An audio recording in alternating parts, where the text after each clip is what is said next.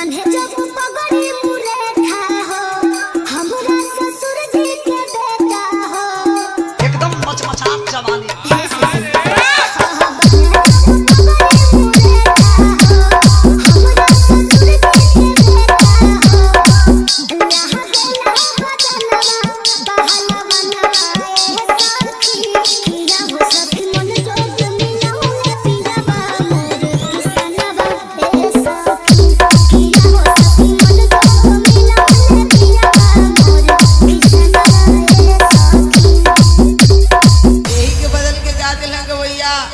चला मास्टर तहरा बोलो मुलेखा बहरा न जले सखी दोनों बेरा खाए भर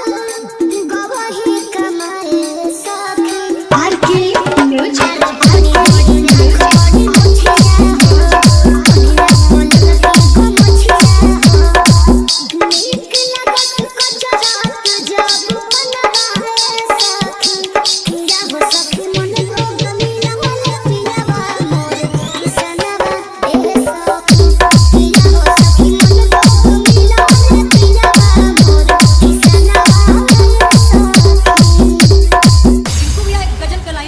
जरा ध्यान से सुनिएगा।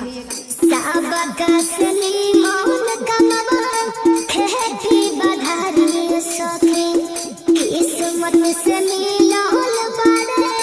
आंसू तिवारी सखी आर के म्यूजिक